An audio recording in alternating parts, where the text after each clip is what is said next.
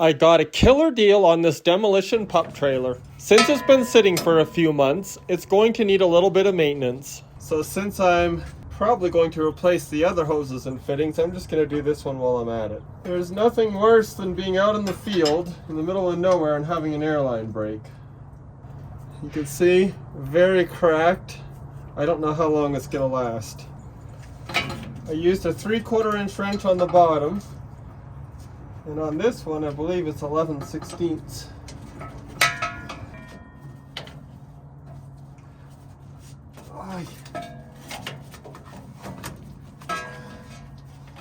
There we go. That's out. I took this hose off. It was bent like this. And on the underside, there's a leak. So I'm glad I'm replacing all of these. If I were to guess, this hose is probably about 40 years old, but definitely at least 20. It's very stiff and hard to bend. I got some new hoses made, and we can see how much more pliable they are, and it's much better quality. So I'm gonna go ahead and put these on. These are the new swivel attachments. We can see they turn no problem. The other ones were seized. They have a little seal in here. These little fittings only cost $2 each, so it was a no-brainer to replace them.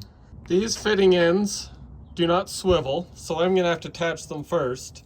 If I'm using Teflon tape, I have to wrap it around like so, and hope it doesn't come off while I'm spinning it. It does work, but it's kind of junky. I don't really like it. Here is the liquid Teflon. I believe it comes in different colors. I don't need quite that much, but we'll just dab a little bit on here and make sure we get all the way around. And that will seal it nicely. Because this end does not swivel, I'm going to put it on first.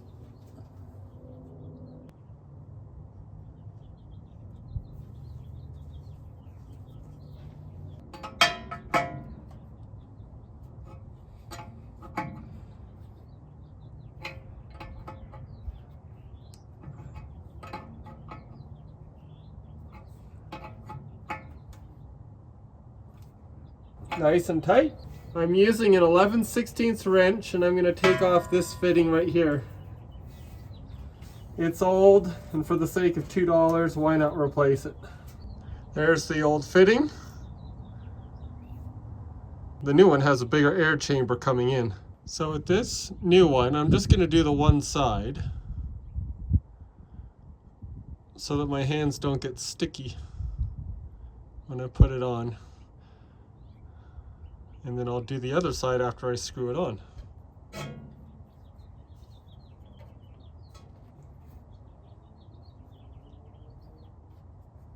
It's nice and tight.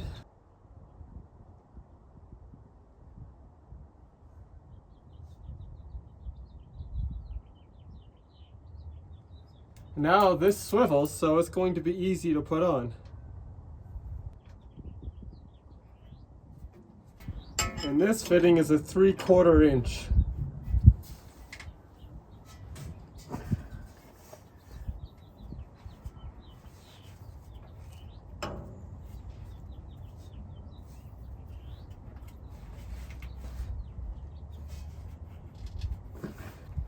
There we go.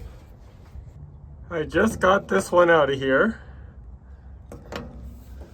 and it's not in great shape. So I'm glad I'm replacing it. I took off the end that swivels. Now I'm taking off this end here that does not swivel. Very brittle. I didn't even know if I'd make it home from Tennessee with this line on here. Thankfully this one swivels.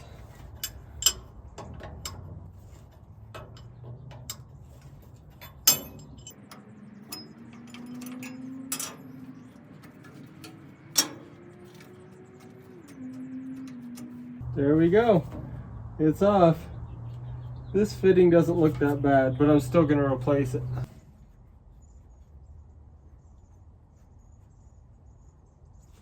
And this one should be a 3/4. There we go. I got lots of Teflon on the threads, and this is the end that doesn't swivel. So I'm going to put it on first.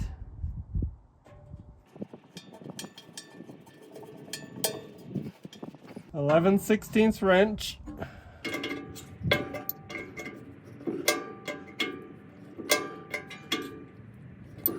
I think that's about tight. Teflon does get on your tool, so just wipe it off. Lots of Teflon. And we're going to put the fitting in here in the brake chamber in the back. This is the rear brake chamber, one of two. Brake chamber for each set of tires. There we go. And this should be 11/16, I believe.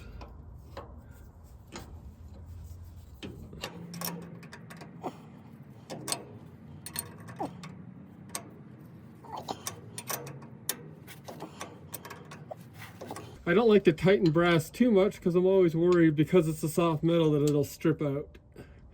That's pretty tight.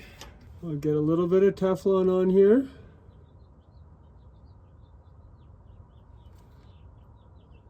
It's easier than wrapping Teflon tape, in my opinion. Then I'll reach back here. These hoses, you can see how pliable they are. Very pliable.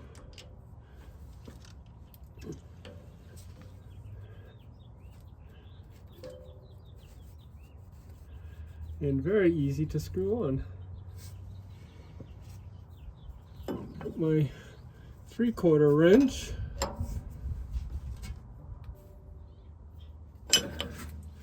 And here's the last one. We'll get that put on.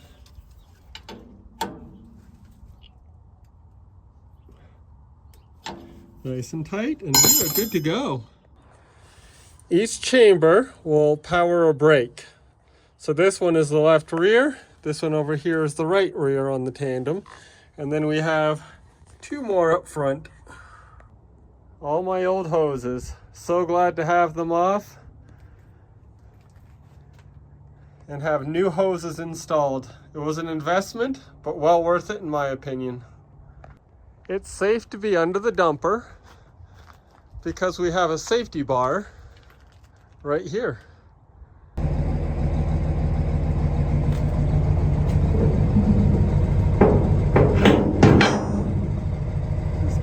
Like that, and this will slide on to keep it from falling off.